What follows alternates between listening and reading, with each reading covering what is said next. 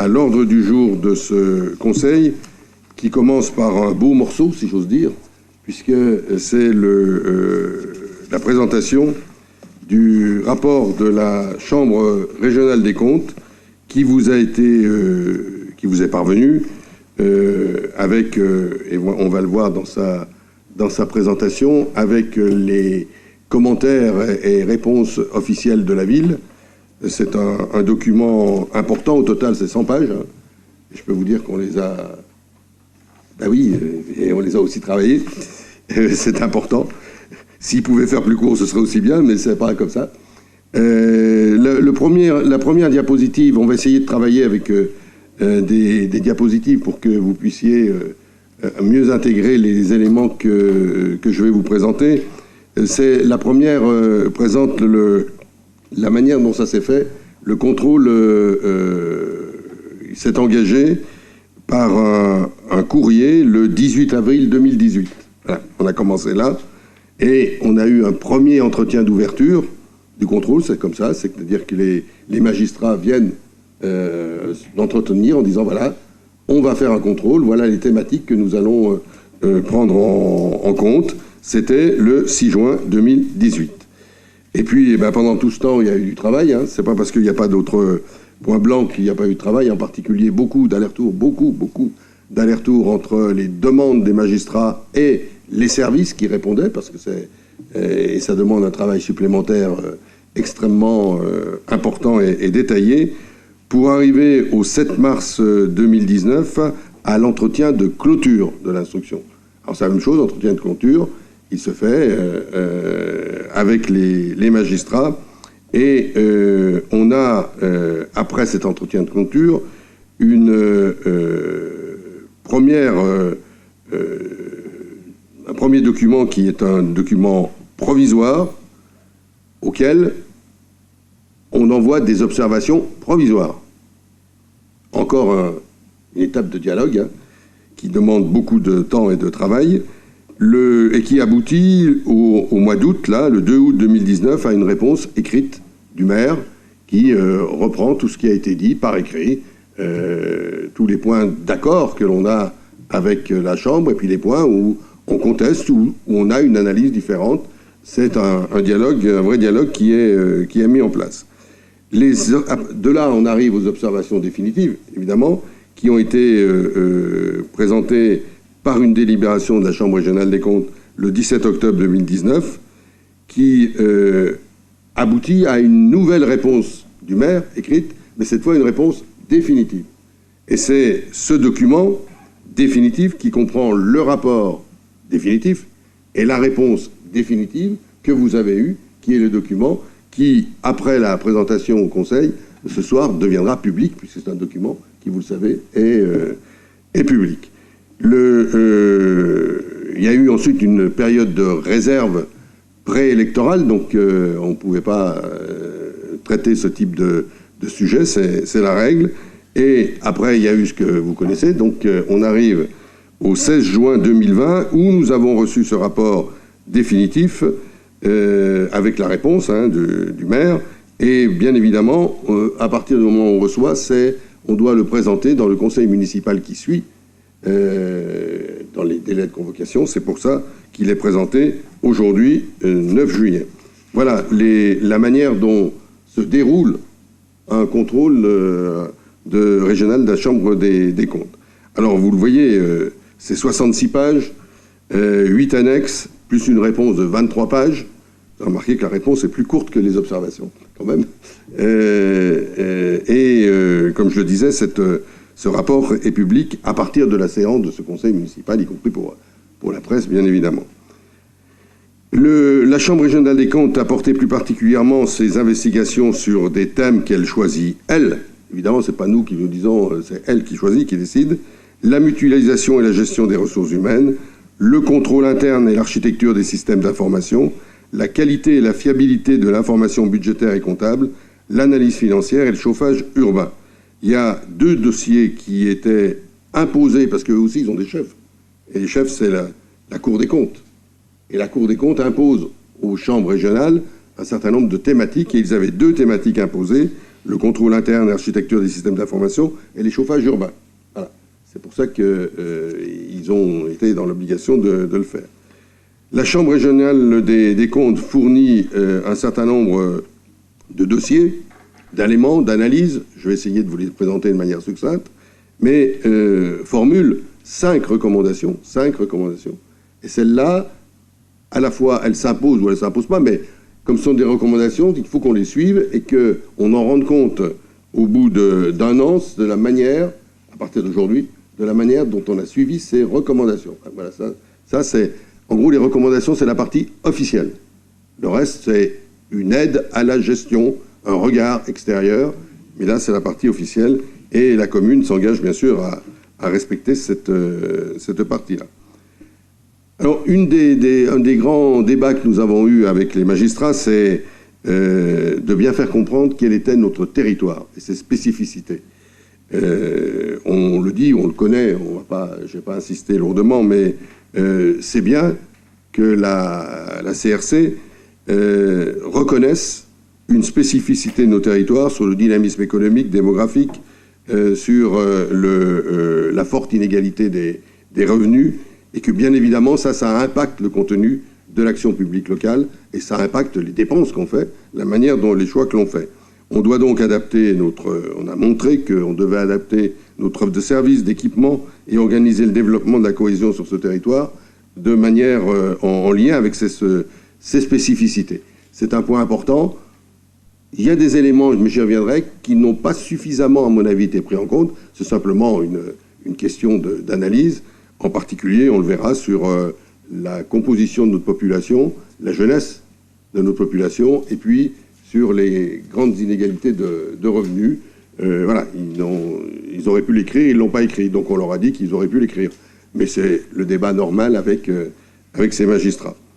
L'autre élément c'est évidemment ce qui globalement nous intéresse en premier, c'est que la commune est globalement, c'est ce qu'elle dit la Chambre, on reverra d'autres extraits, a globalement maîtrisé l'évolution de ses charges, ce qui lui a permis de financer une politique d'investissement importante sur la période, en recourant de manière modérée à l'emprunt. Ce sont les mots même que l'on trouve dans le rapport, en ajoutant que pour l'avenir, les marges sont réelles, et c'est toujours la CRC qui en parle, c'est pas nous, puisqu'ils ajoutent que les taux de fiscalité locale sont plus bas que ceux de la moyenne de la strate, c'est ce qu'on présente chaque fois d'ailleurs, dans nos présentations budgétaires. Ça ne veut pas dire qu'il faut les augmenter, ces taux de fiscalité, mais la Chambre régionale nous dit, vous avez de la marge là, vous en faites ce que vous voulez, c'est votre décision politique, mais vous avez de la marge sur le taux de fiscalité. Dans les échanges que l'on a eus avec la CRC, on a essayé d'expliciter notre action donc en lien avec les spécificités du territoire, montrer comment ça jouait, ça concernait le choix de gestion, notamment concernant les ressources humaines, et on a quelquefois fait des points de comparaison, on a essayé de leur dire, attendez, vous reconnaissez les spécificités, mais vous faites une analyse après sans les spécificités. Donc on leur a rappelé un certain nombre de spécificités dans la réponse que vous avez pu lire et que j'ai faite. Je vais commencer par les 5 recommandations, parce que c'est en effet la partie la plus directive. La première recommandation, c'est l'obligation de respecter la durée légale du temps de travail. Alors c'est une vieille histoire entre la Chambre régionale des comptes et les collectivités locales et territoriales. Donc on n'a pas échappé à la règle. La commune prend note que le régime actuel du temps de travail, qui était institué à titre dérogatoire en vertu d'une loi du 3 janvier 2001, donc on n'était pas dans l'illégalité, puisqu'on était dans cette titre dérogatoire, aboutissait à un temps de travail annuel moyen de 1586 heures, alors que le temps de travail logique, aujourd'hui, est de 1607 heures pour les fonctionnaires territoriaux. Donc on mettra bien évidemment en œuvre cette recommandation de la CRC, en discussion bien sûr avec les personnels, avec les représentants des personnels et dans le cadre du comité technique. C'est important, d'autant plus que depuis le 6 août 2019, la loi de transformation de la fonction publique est venue officiellement harmoniser le temps de travail de tous les agents des fonctions publiques, qu'elles soient qu'ils soient fonctionnaires, stagiaires et agents contractuels, en supprimant les régimes dérogatoires. Donc aujourd'hui, on ne pourrait plus faire de régime dérogatoire, donc on a une deuxième raison pour appliquer sans problème cette recommandation. Recommandation numéro 2, joindre le PPI au débat d'orientation budgétaire. Alors là, on a un peu souri parce que aucun texte n'oblige une commune de notre strate à avoir un PPI. Mais nous, on en a. Depuis 2016, on en a un. On l'a mis en place, c'est compliqué, c'est long, c'est difficile à suivre. Je me trouve vers notre DST, et on sait que c'est un élément important. Il n'empêche qu'on l'a précisé de mieux en mieux. Ce document complexe devient lisible, parce que souvent il n'était pas forcément lisible, très compliqué. Et bien évidemment, ce PPI, mis à jour en début de mandat, et qui sera mis, et ensuite chaque année, sera présenté officiellement lors de chaque débat d'orientation budgétaire dans les éléments à venir, et vous aurez ce dossier. Donc on n'a pas à faire de PPI puisqu'on le faisait, on a à le présenter, ce qui est normal puisqu'on le fait, mais on le rappelle quand même que ce n'était pas une obligation. Voilà. Mais c'est bien de le faire et c'est bien d'avoir un PPI. La recommandation numéro 3, c'est mettre en place des autorisations de programme pour les opérations d'investissement les plus significatives, ce qu'on appelle les APCP. C'est une pratique qui se faisait pas sur la commune, qui se fait à l'agglo régulièrement, mais c'est simplement une pratique comptable. Hein. C'est-à-dire que quand on vote un projet, on vote son enveloppe globale. C'est l'autorisation de programme. Et ensuite, il y a le moment où on vote chaque année ce que l'on va dépenser, qui est à l'intérieur de cette somme. Et bien on va jusqu'au bout du programme. Voilà. Ce qu'on faisait, nous, c'est qu'on votait la somme, bien évidemment, chaque année, en rappelant quel était le coût global. En fait, on faisait la même chose, mais sans que ce soit inscrit dans les textes. Moi, j'y vois plutôt du positif. Je trouve que c'est plus clair pour le débat, en sachant qu'il faudra bien, au niveau de la manière dont on reçoit les choses, et notamment bien comprendre que quand on annonce un projet une année à 10 millions, ça ne veut pas dire que l'on met 10 millions cette année-là. Il y aura après ce que l'on met, c'est-à-dire peut-être 1 million la première année, 3 la suivante, etc. Donc c'est ce travail-là qui sera précisé en appliquant cette recommandation numéro 3.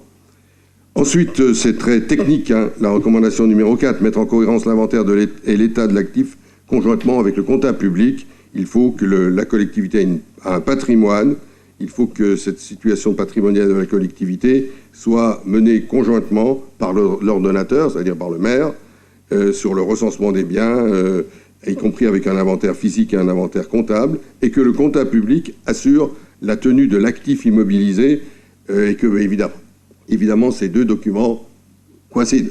Hein. C'est tout à fait normal, mais c'est plus un travail de règles comptables qu'une problématique de fond. Bien évidemment, en prenant la tâche du comptable public, cette recommandation sera appliquée.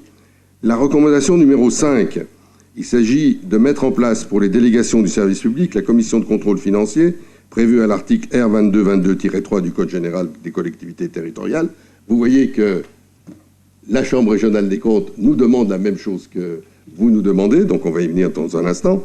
La création, d'ailleurs, est ouverte à cet ordre du jour. Je voudrais quand même faire remarquer, y compris à la CRC, on l'a fait remarquer, que si on lit bien l'article L1413-1 du CGCT, la commission consultative des services publics fait déjà ce travail. Puisque cette commission comprend les comptes retraçant la totalité des opérations afférentes à l'exécution du contrat et permet d'apprécier les conditions d'exécution du service public. C'est-à-dire que c'est déjà fait à l'intérieur de la CCSPL. S'il faut un autre contrôle qui reprendra les mêmes chiffres, qui verra les mêmes choses, bien on va le faire et on le mettra en place. C'est ce que j'appelle la simplification administrative. Voilà. Pourquoi ne pas rajouter une couche alors qu'on savait que ça se faisait? Mais on va le faire. sans problème. C'était la recommandation numéro 5. Voilà, vous voyez que les recommandations qui nous sont faites, c'est des recommandations essentiellement techniques qui ne mettent absolument pas en cause la gestion financière de la ville, et on peut s'en réjouir. Si je vais un peu plus loin pour analyser, pour reprendre les différents thèmes qu'ils ont analysés, les comptes et la gestion. D'abord, je vous ai dit que la Chambre avait repéré les spécificités, mais on lui a rappelé qu'il y en avait 3 qu'elle avait sous-estimées. La première, et qui ont des importances sur la gestion financière. Première spécificité, c'est la surreprésentation des classes d'âge les plus jeunes, les 0,14 et les 15-29, et qui montre la dynamique démographique, mais qui bien évidemment impacte le budget de la ville dans les besoins en direction de l'enfance et de la jeunesse. D'où les budgets très importants attribués chaque année à ce type de dossier. Autre élément qu'ils ont un peu oublié quand ils nous font des remarques sur les indemnités que l'on accorde au personnel, tout en disant qu'elles sont dans les cordes, c'est la cherté de la vie, notamment en matière de logement.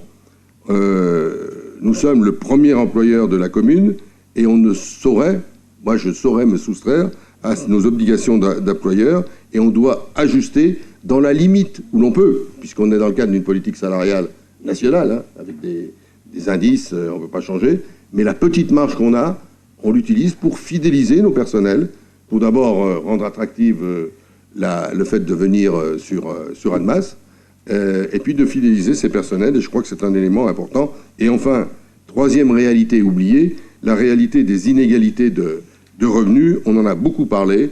La Chambre relativise cette spécificité par comparaison avec d'autres villes voisines, et nous on lui dit, mais attendez, tous les classements des communes comparables, enfin de la tranche qui va jusqu'à 100 000, montrent que Annemasse est placée en numéro 4 ou 5, je sais 4, des communes les plus inégalitaires en sorte de revenus. Ce n'est pas nous qui le disons, c'est des documents officiels. Donc on aurait souhaité, ça ne change rien sur le fond, mais on aurait souhaité que la CRC prenne en compte cette donnée. Concernant l'organisation et le fonctionnement, la mutualisation avec l'agglo était un élément important pris en compte. Alors, il y a eu un premier bilan partiel de la mutualisation du service informatique. Vous savez qu'on mutualise le management des centralités commerciales, le développement durable, l'entretien des véhicules, l'instruction des autorisations d'urbanisme et le service logement, juste à côté de la maison de l'habitat. Voilà, c'est ce à quoi on est arrivé. Et c'est vrai que comme dans beaucoup d'endroits, vous allez voir qu'on n'est pas les seuls, le bilan de la mutualisation est en deçà des attentes que l'on formulait en 2015 dans le schéma de mutualisation, qui était commun à la commune et à l'agglo. On est en deçà, oui, c'est vrai, parce que c'est plus compliqué qu'on ne le dit, et pas toujours aussi efficace qu'on ne le pense, y compris en termes d'économie. Sur un certain nombre de dossiers, c'est manifeste, c'est vrai, on le voit aujourd'hui sur le service informatique et on le voit sur l'efficacité des autorisations d'urbanisme, mais autrement c'est un peu plus complexe. D'ailleurs, le législateur le sait, puisque le 25 décembre 2019, dans sa loi sur la vie locale et la proximité de l'action publique, il a rendu ce qui était avant obligatoire, facultatif, l'établissement du schéma de mutualisation. Donc aujourd'hui, il n'y a plus d'obligation de mutualisation poussée par la loi. Donc c'est un constat qu'on peut faire, qu'on peut mutualiser, mais qu'on a des choix. Concernant les ressources humaines, alors la Chambre a examiné, mais c'est son travail, hein, les différents pans de la gestion des ressources humaines. Il y a quelques interrogations auxquelles on a répondu. Hein, vous trouvez les réponses que j'ai pu faire. On a toutes les explications détaillées relatives aux évolutions constatées durant la période, notamment effectifs et masse salariale, ainsi que les comparaisons nationales utiles à la bonne compréhension de l'action conduite et maîtrisée par la commune. Là aussi, pour montrer qu'on avait tenu les manettes, on compare, on a mis des chiffres qui sont des chiffres officiels pour comparer avec d'autres communes, et vous avez ces documents dans la réponse que j'ai faite et que vous avez par écrit. Concernant toujours les ressources humaines, il y a un point où il y a un écart d'analyse relatif au régime indemnitaire alloué à l'un des deux collaborateurs de cabinet.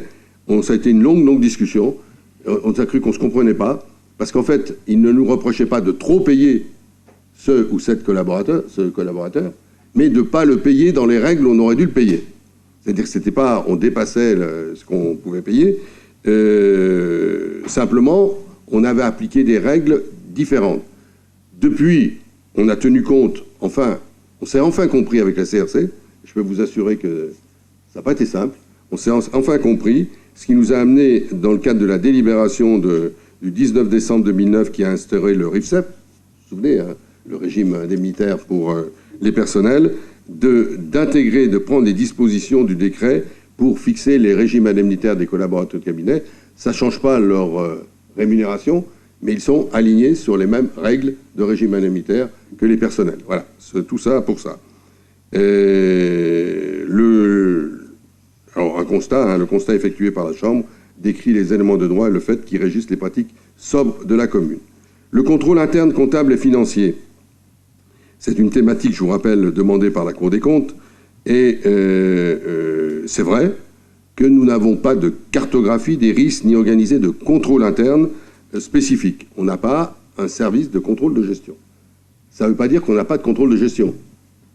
Et ça a été bien compris d'ailleurs par la Chambre régionale. On a essayé de montrer qu'on alliait qualité du service rendu et qualité de gestion, et que la gestion était au service de la première. C'est-à-dire qu'on gère pour quelque chose, c'est pour le service rendu aux usagers. Qu'on a recruté et qu'on essaye de garder des cadres de qualité avec une organisation rigoureuse qui nous garantit qu'ils sont eux-mêmes des autocontrôleurs du budget qui leur est alloué. C'est donc une forme de pragmatisme assumé qui, d'ailleurs c'est dit par ailleurs, n'a pas empêché la collectivité de maîtriser la sécurité des différents cycles comptables. Donc on reste dans cette idée de construction, consolidation régulière et progressive. On ira peut-être, c'est des évolutions possibles qu'on peut imaginer, vers un dispositif complet de pilotage et de contrôle, parce que plus on grossit, plus le budget est important, plus ça devient peut-être nécessaire.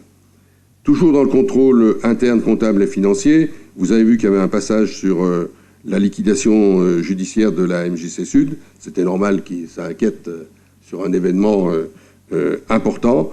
Je crois que toutes les réponses sont, même pas dans ma lettre, les réponses sont dans le rapport de la CRC sur la manière dont ça a été pris en compte. Le magistrat constate qu'à l'évidence, le calendrier électoral n'a pas empêché la commune, je vous rappelle, c'était entre 2014 et 2015, donc le calendrier électoral n'a pas empêché la commune de mobiliser et d'alerter les différents financeurs en temps utile. Donc là, ce dossier, qui c'est logique, a demandé beaucoup d'explications, a été validé par la Chambre régionale des comptes.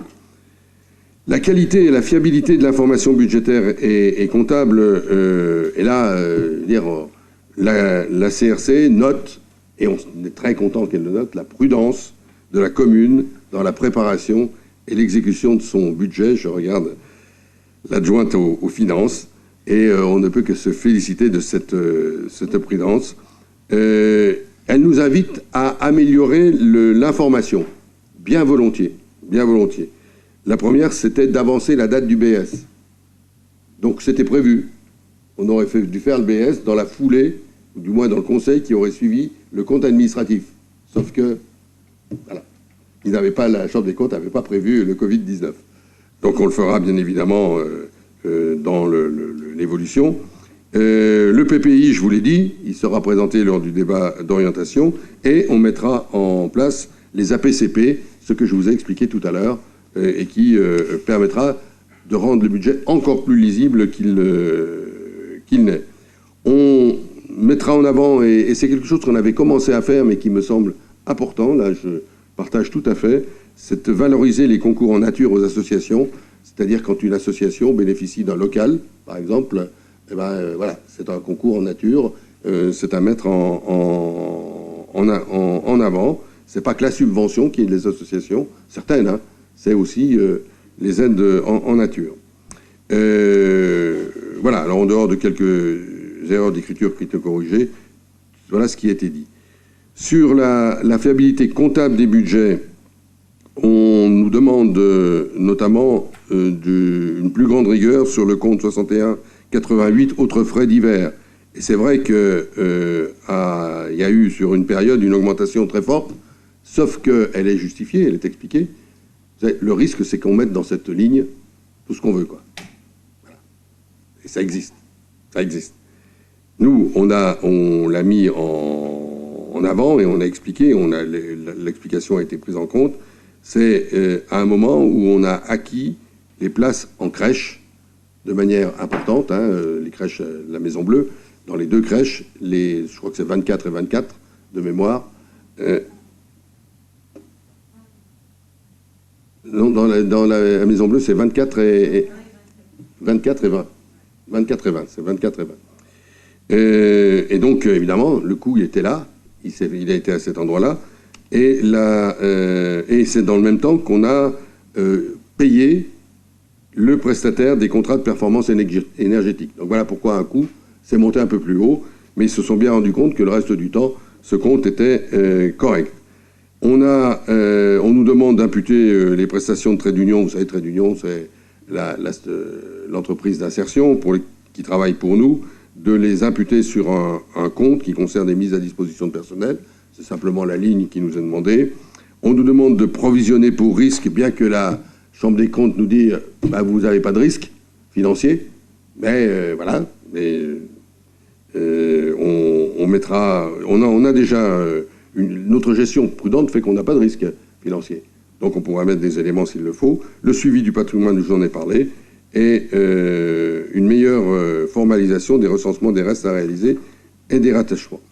On en arrive à la situation financière, un peu la conclusion de cette partie financière. Je me permets de lire la page, en page 52 du rapport, qui souligne la parfaite maîtrise par la commune de sa trajectoire financière au cours de la période examinée. Ça fait du bien de le lire, donc je le lis. Là, la situation financière de la collectivité apparaît saine. Une diminution régulière de ses marges d'autofinancement est néanmoins observée tout au long de la période, tendance qui s'inverse en 2018 et demandera à être confirmée. Les charges de gestion croissent plus vite que les produits dont l'évolution n'est qu'en partie à la main de la commune. La collectivité dispose néanmoins de marges réelles, ses taux de fiscalité locale étant plus bas que la moyenne des strates. On y revient. Les investissements ont dans le même temps été importants, notamment au début de période. Ceux-ci ont été rendus nécessaires par la dynamique démographique de la commune, qui impose le renouvellement ou le développement de nouveaux équipements, notamment scolaires, et au choix de la collectivité de porter la rénovation de Château-Bleu, transférée à la communauté d'Aglo en 2014.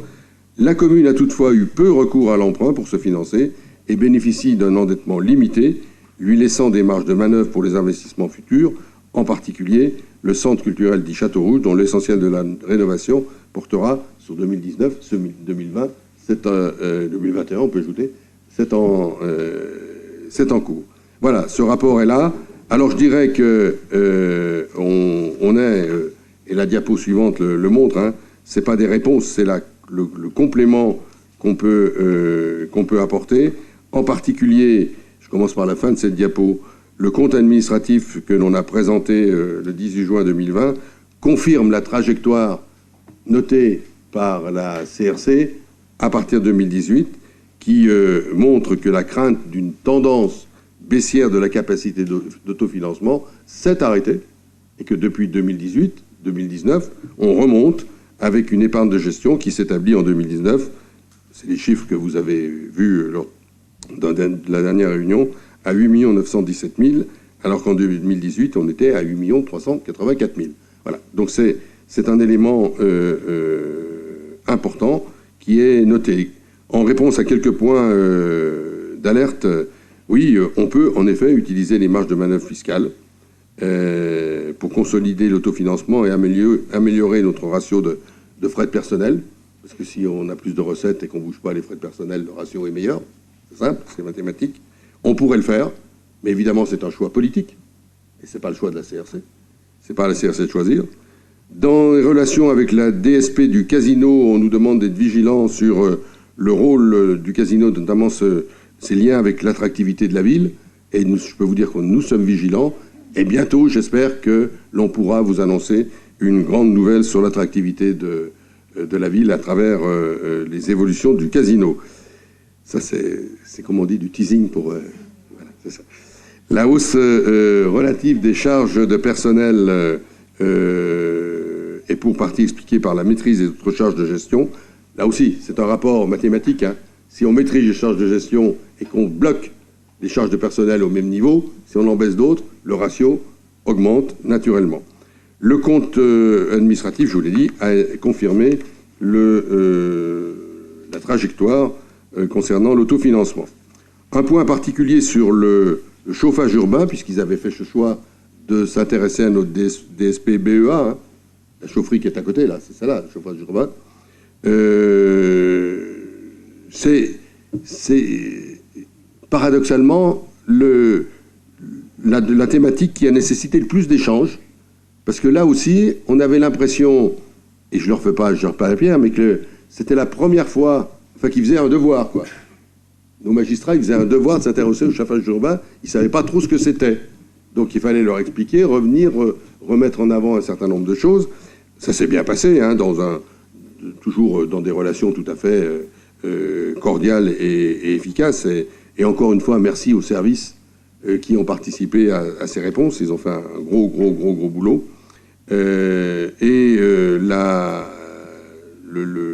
La conséquence, ces investigations de la Chambre ont donc obligé la commune à justifier les motifs des choix qu'elle avait faits alors que la réglementation ne lui imposait pas. C'est-à-dire qu'on n'avait pas besoin Enfin, les choix qu'on a faits, on les a faits suivant des choix politiques liés à notre volonté de modifier la manière de chauffer de 2000 à 2500 logements en donnant la priorité à la biomasse par rapport à toute,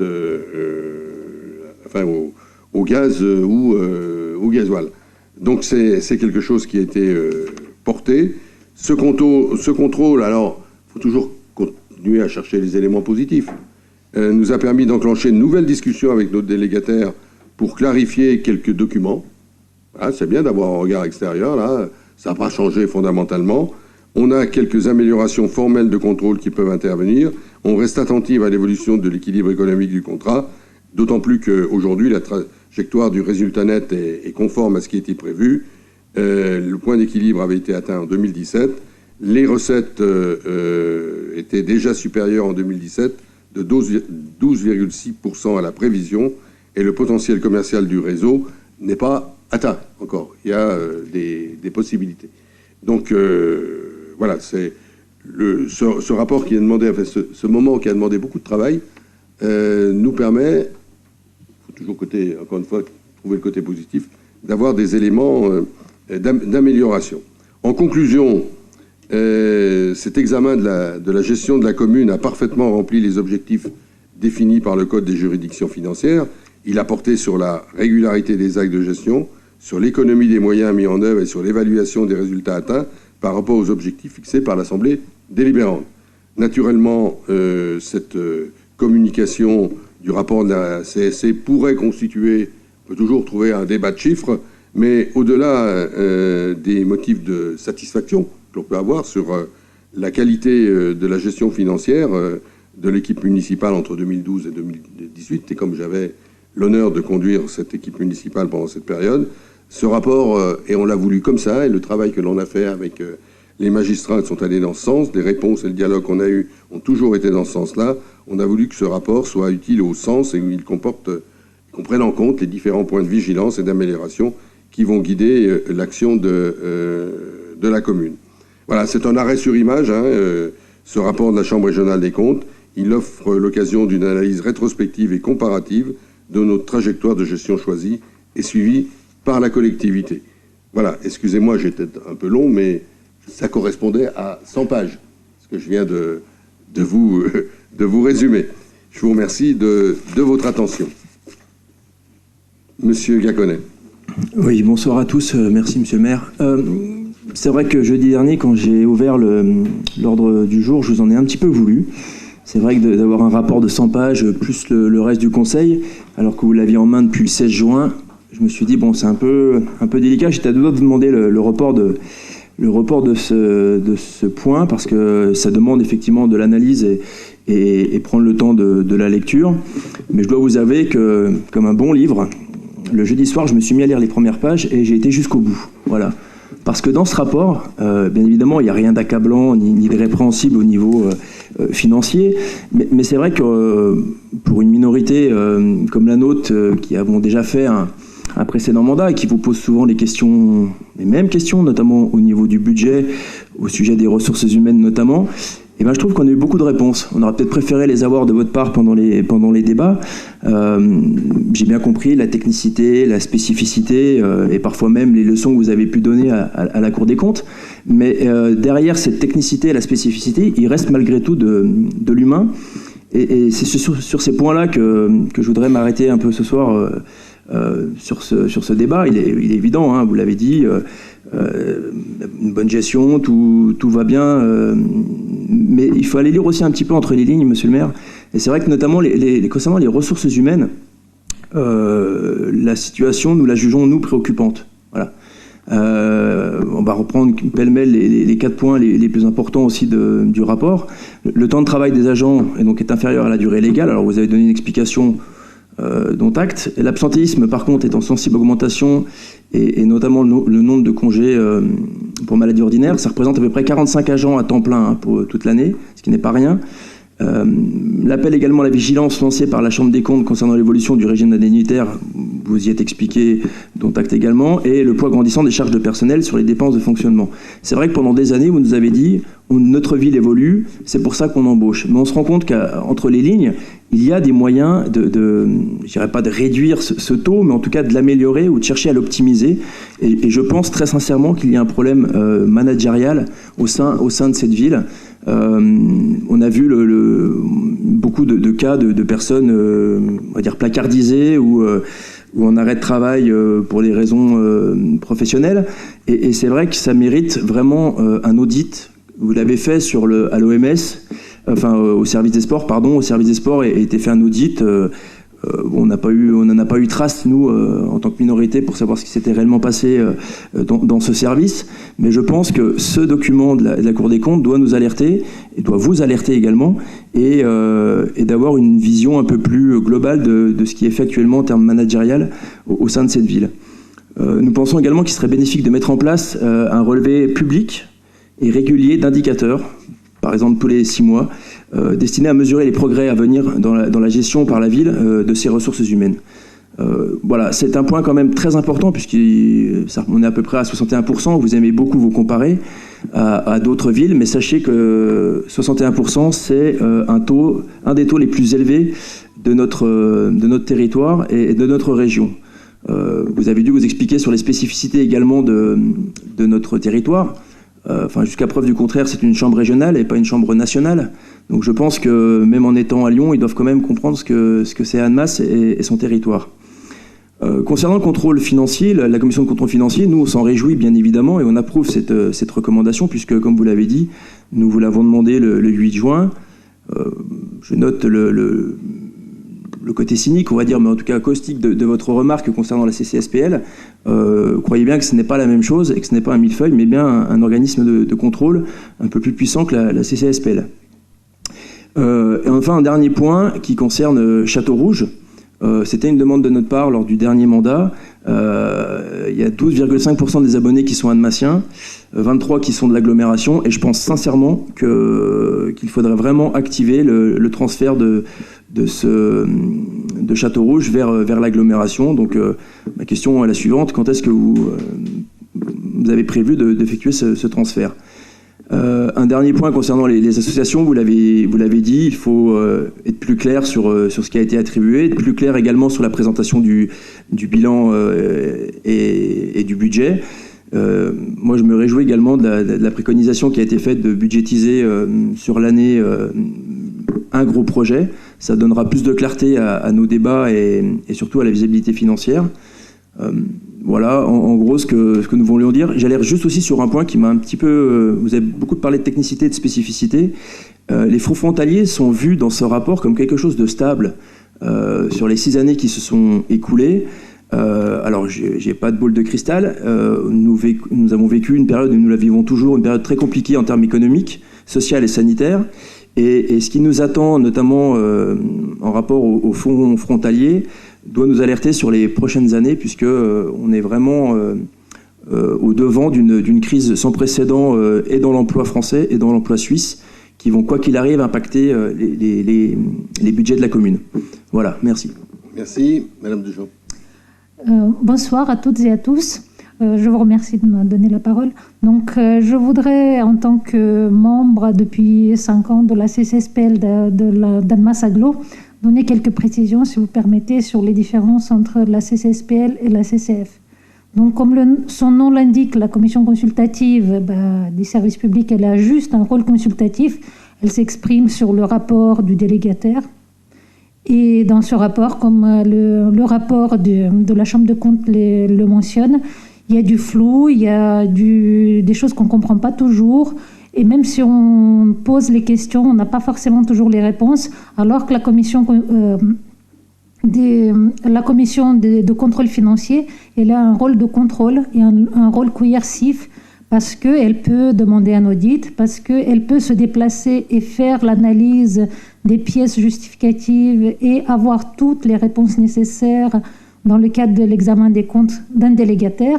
Il y a encore une spécificité, il y a une différence, c'est que c'est pas seulement la DSP qui peut être, là où les DSP qui peuvent être objet de travail pour la CCF, il y a aussi les différentes autres formes de collaboration financière, notamment les conventions avec les associations ou les garanties d'emprunt accordées aux différents établissements, notamment les établissements HLM.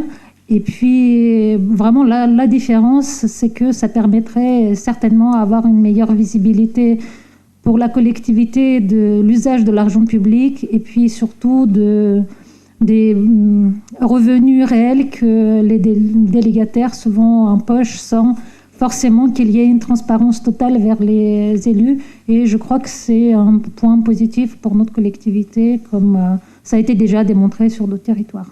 Merci beaucoup pour votre attention. Merci.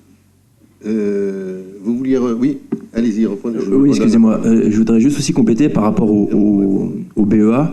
Et on aurait préféré clairement avoir une étude de la délégation de stationnement. Toutefois, c'est parti sur le BEA. Nous l'avons choisi. C'est bien pour ça que je vous dis que c'est un choix national et je peux le regretter au niveau local. Toutefois, par rapport au BEA, on aurait pu atteindre plus rapidement des meilleurs ratios si vous aviez eu un peu plus de fermeté par rapport à des promoteurs immobiliers qui se trouvent à quelques dizaines, voire centaines de mètres de ce BEA. Et on n'aurait peut-être pas eu un débat concernant le taux de ratio ou commercial de cet outil. Voilà, c'est tout ce que je voulais préciser. Monsieur Abichère. Oui, bonsoir tout le monde. Je suis dans ma vie professionnelle précédente, j'étais auditeur et j'ai beaucoup apprécié ce rapport et la façon dont on rédige un rapport d'audit, c'est exactement comme c'est fait là, c'est-à-dire que la première page du rapport donne la synthèse et donne ce qui est important de lire dans tout le résumé de toute cette étude qui a duré plus de 6 mois. Et je suis vraiment satisfait de lire dans le 3e paragraphe la situation financière de la commune est saine, et dans le 4e paragraphe, Annemasse a globalement maîtrisé l'évolution de ses charges, et c'est vraiment ce qu'il faut retenir, et je vous félicite, monsieur le maire, et toutes les équipes qui sont là, pour cette excellente gestion. En ce qui concerne les recommandations, il y en a 5, les 5 sont acceptés et seront mis en place, donc c'est parfait. Alors je ne comprends vraiment pas que M. Gacquenay puisse se permettre d'interpréter ce rapport et de faire d'autres recommandations par rapport à ce qui est fait. Les gens de métier ont fait leurs recommandations. Voilà, je pense qu'on n'est pas obligé non plus de décortiquer tout. Si on veut le décortiquer, on le décortique. Il y a les réponses, il y a les recommandations. On respecte les recommandations et la synthèse est très claire. La gestion est très bonne. Merci. Monsieur Boucher. Oui, M. Abicher a dit à peu près ce que je voulais dire. Mais...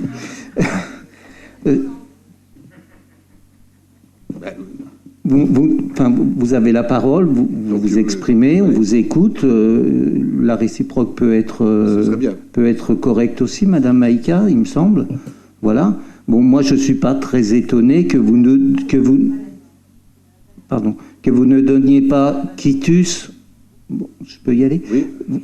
Je ne suis pas très étonné que le chef de file de la minorité ne donne pas quitus au maire qui dirige la ville dans le mandat précédent. Voilà, donc ça ne m'étonne pas, c'est un jeu politique que j'admets totalement. Donc permettez-nous de notre côté de nous exprimer par rapport à une éventuelle satisfaction. Et cette satisfaction, moi je tiens à la porter au nom au moins de ceux de la majorité qui étaient élus au mandat précédent, puisque c'est ça qu'on regarde là. Alors, il y a des points, effectivement, a été exprimé. Enfin, moi, j'ai dirigé la CCSPL dans le mandat précédent. D'accord. Vous n'y étiez pas, Madame Dejean. J'espérais que vous y soyez cette fois-ci. C'est peut-être pas le cas dans les nominations qui viennent. Mais je ne vois pas en quoi vous pouvez laisser planer qu'il y ait un flou ou quelque chose. Je veux dire, nous avions l'ensemble, enfin les services avaient l'ensemble des comptes de chacune des délégations du casino, du stationnement, de l'aérodrome, de Château-Rouge et de BEA. Je veux dire, ça passait en conseil municipal après. Enfin bon, voilà, je pense qu'on s'était déjà assez solide comme suivi de nos délégations. Je suis prêt à me réjouir qu'on ait une strate supplémentaire de solidité parce que c'est de l'argent public et qu'il est très important que l'argent public soit bien géré. Et là, je vous suis sur ce point-là. Bon, mais je pense qu'on aura effectivement, si vous le souhaitez, et si on le souhaite nous aussi, puisqu'on va suivre cette réglementation, c'est à l'ordre du jour là, avoir une starrate supplémentaire au niveau de j'ai envie de dire, des comptes de nos délégataires, de ces suivis, mais ne laissez pas planer un doute sur ce qu'il y avait avant, parce qu'il n'y en avait pas de doute sur ce qui s'est passé avant à la CCSPL. Voilà. Ensuite, le malaise managérial, c'est pas tout à fait la première fois que vous l'exprimez, ça. Bon, je vous laisse vous exprimer. Moi, je crois, enfin, ça fait déjà un certain temps, voire un temps certain que je suis élu dans cette collectivité. Je ne note pas un malaise très particulier du tout d'un point de vue ni managérial, ni du mal-être qu'auraient nos employés dans une situation extrêmement difficile dans laquelle on les mettrait dans leur métier. Voilà, ce n'est pas le cas. Par contre, la situation du service public et des personnes qui travaillent dans le service public devient difficile. Pas qu'à la mairie d'Annemasse, partout. Et je pense que partout, effectivement, ces personnes qui font vivre le service public sont à respecter, bien entendu. Il faut en prendre soin. Il faudrait essayer de les payer un peu mieux. Voilà, de façon à ce qu'ils fassent encore plus sereinement leur métier. Voilà, donc on peut peut-être se retrouver sur ce point-là. Ensuite, dernière chose, moi en tant qu'élu du mandat précédent, Monsieur le maire, la direction générale, donc Philippe Lejeune, Essia Kerkou, Marie-Claire Louillot, le responsable des finances de la ville, Jean-Noël Bosson, notre adjointe aux finances, Dominique Lachenal, moi je vous remercie. Je vous remercie tous de cette gestion saine, c'est écrit dans le rapport, de cette gestion prudente, c'est écrit dans le rapport, et je rajouterai de cette gestion vertueuse, c'est pas écrit dans le rapport, mais je l'exprime, nous avons une gestion vertueuse, nous n'avons pas une casserole, messieurs, dames, pas une casserole qui nous gling-gling derrière. Et il y a beaucoup de mairies qui n'aimeraient avoir aucune casserole qui gling-gling derrière. Beaucoup de maires qui aimeraient n'avoir aucune casserole qui sonne derrière lui. Voilà, vous n'en avez aucune, monsieur le maire. Voilà. Nous avons un rapport qui est un bon rapport, comme l'a dit Christian Abicher, un bon rapport. Moi, je suis fier d'avoir été élu ces dernières années. Je suis fier de recevoir un rapport tel que celui-ci. Et je ne doute pas, messieurs et mesdames les nouveaux élus, de la majorité et de la minorité, je ne doute pas qu'à la fin du mandat, si la CRC revient, vous serez fiers de cette gestion qui va venir. Merci. Monsieur Gacquenay. Déjà, pour répondre à monsieur Abicher, la prochaine fois, vous m'envoyez que les 5 recommandations, il n'y aura pas de problème d'interprétation sur le rapport. Concernant monsieur Boucher, je suis assez d'accord avec vous sur le fait que nos agents, la fonction publique, c'est plus difficile, etc. Maintenant, expliquez-moi comment, avec 61% de masse salariale, le levier que vous pouvez trouver, si demain vous pouviez payer mieux vos employés de la ville, quel levier vous pourriez trouver avec un taux déjà aussi élevé? Ah mais j'allais le faire, mais je te le laisse faire, bien sûr, bien volontiers. Il y a une chose, monsieur Gacquenay, j'ai lu attentivement votre programme électoral. Monsieur Gacquenay, vous savez que j'avais une petite responsabilité à ce niveau-là, donc j'étais extrêmement attentif. Je n'ai noté aucun endroit dans votre programme électoral qui puisse amener la moindre économie de personnel, bien au contraire dans ce que vous proposiez aux Almaciens. Voilà, donc je tiens à le dire, c'est une clarté parfaite. De notre côté, je pense que c'est, et je suis en réunion de direction tous les lundis, c'est un sujet permanent pour nous, l'efficience de nos services, c'est-à-dire ces demandes qui sont faites par nos citoyens, par nos parents d'élèves, etc., par les gens qui ont besoin des services de la ville. Et dans cette mairie, vous avez parlé de très nombreuses personnes qui sont au placard. Alors là, j'aimerais en découvrir des personnes qui sont au placard, des personnes qui ne feraient rien dans les services parce qu'ils seraient au placard. Là aussi, c'est quelque chose que vous exprimez là en débat public et qui n'existe pas. D'accord ? Nous visons toujours l'efficience. Nous devons répondre aux services qui sont demandés par notre population d'un point de vue social, d'un point de vue éducatif. Et je pense qu'il y a beaucoup de demandes de nos citoyens auxquelles nous ne répondons pas, tout simplement, parce que nous jugeons que nous n'avons pas à y répondre, tout ça, et pour nous concentrer sur ce qui est utile, nécessaire, et c'est un constant équilibre, c'est ce pourcentage effectivement de masse salariale. En tout cas, dans une ville, le fonctionnement, les personnes qui travaillent, ce sont des services aux habitants, monsieur Gacquenay. Ce sont des services aux habitants, tout simplement. Et nous tenons, en mairie d'Annemasse, à avoir un niveau de service au niveau de nos habitants dans le domaine social, dans le domaine éducatif, qui soit bon. Et je pense, et je l'ai déjà exprimé plusieurs fois, donc je continuerai à l'exprimer, soit sur un certain nombre de domaines qui soient périscolaires, par exemple, je pense que nous avons encore à rehausser notre niveau de service, donc notre niveau de personnel. Voilà. Donc, je pense que nous sommes dans une situation qui est bonne, c'est pas que moi qui le dis, c'est la CRC, et qu'au niveau de nos personnels, de nos dépenses de personnel, ça a été quand même exprimé plusieurs fois dans le dossier, on est sur un niveau d'augmentation des charges qui est tout à fait maîtrisé. Voilà, c'est pas moi qui le dis, ce sont des gens beaucoup plus intelligents que moi qui le disent. Merci. Je pense que tout a été dit. Moi, je compléterai simplement par rapport aux remarques qui ont été faites. D'abord, je trouve, non pas étonnant, mais il fallait bien trouver quelque chose. Il fallait bien que vous puissiez trouver un angle. Et vous avez pris l'angle ressources humaines. Malheureusement, c'est peut-être pas le meilleur. Oui, bien sûr. Non, mais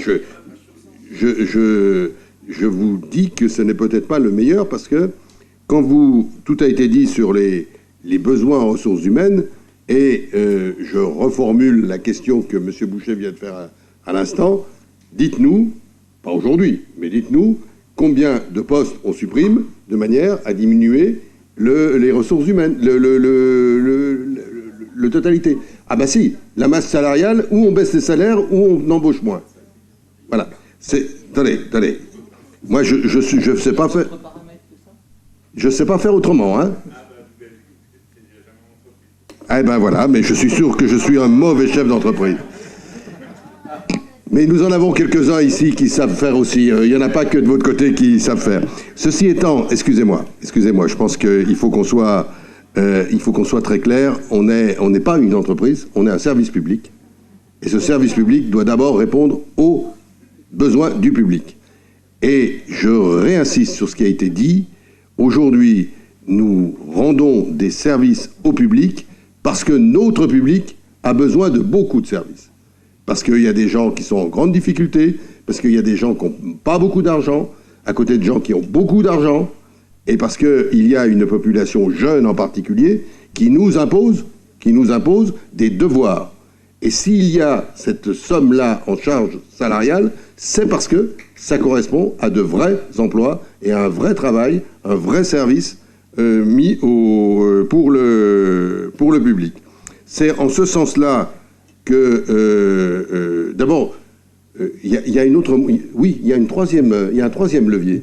Il y a un troisième levier qui est tout à fait simple, c'est on change de ligne budgétaire et on délègue toute une série de services au privé. C'est possible, hein? C'est possible. Ça apparaît plus dans les charges de personnel. Et là, les 60%, ils baissent, hein? C'est clair. Par contre, il y a une autre ligne qui monte, mais celle-là, c'est les charges générales. Eh bien, c'est pas le choix qu'on fait. C'est pas le choix qu'on fait. Nous, on tient à rendre des services en direct par nos responsabilités sur les valeurs que l'on porte en tant que service public. Donc voilà, ça c'est un point qui me semble essentiel. Le deuxième point, c'est que, je suis désolé, vous avez parlé de l'absentéisme, mais je pense que vous avez vu la page 10 de la réponse du maire avec les chiffres qu'on met. L'absentéisme que l'on constate, il est toujours inférieur à l'absentéisme national des communes comme les nôtres. Alors, c'est toujours trop, mais ne venez pas dire qu'on a un absentéisme incompréhensible. Je ne vais pas prendre les chiffres, hein. Vous les avez, ils sont à la page 10 de la réponse. Là. On est en dessous, donc on est plutôt bon de ce côté-là. On est plutôt bon. On peut faire mieux, on doit faire mieux, et c'est tout le travail qui est fait de manière managériale par la direction générale et les chefs de service. Je vous rappelle qu'il y a tout un travail qui est fait depuis quelques années sur ce qu'on a appelé l'entreprise libérée, sur le fait de donner des responsabilités, de motiver davantage les personnels, et je pense que c'est une très bonne chose. Donc, n'inventons pas les problèmes où ils ne sont pas.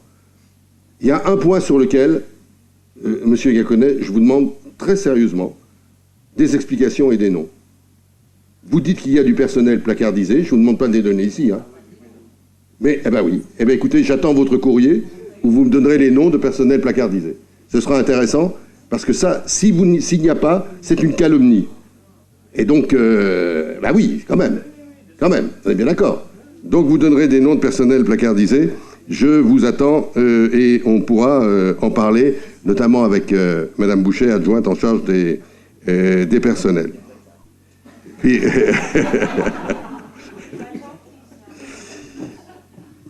je voudrais terminer cette présentation pour dire que, évidemment, la Cour des comptes, elle met en... Voilà, c'est un rapport entre les magistrats et le maire. Hein. Mais, je le répète, c'est un rapport entre le magistrat et le maire tout seul, il a besoin de ses services. Je voudrais m'associer, bien sûr, aux remerciements qui ont été faits par Michel Boucher pour la direction générale et pour l'ensemble des services, et dire que, oui, et ça fait du bien de pouvoir le dire, on peut être assez fier de ce que l'on a pu réaliser, de ce que l'on a pu faire avec une maîtrise des dépenses assez exceptionnelle. Voilà. Eh bien, rien que ça, c'est une reconnaissance du travail que nous avons fait, et je suis sûr que nous allons continuer dans ce sens-là, être aussi efficaces et gérer aussi bien l'argent public, qui est un élément fondamental de nos valeurs. Chaque euro dépensé doit être un euro qui sert au service du public sous différentes formes, et c'est ce que l'on souhaite. Voilà, je vous remercie. Donc, bien évidemment, je ne reprends pas la délibération. mais vous voulez bien me donner acte de la présentation du dit rapport d'observation avec la réponse écrite. C'est pas un vote, hein, c'est simplement prendre acte de ce qui vient de se passer. Merci à tous, merci pour vos interventions. Et puis voilà, on prend acte de tous ces éléments-là et on progressera encore.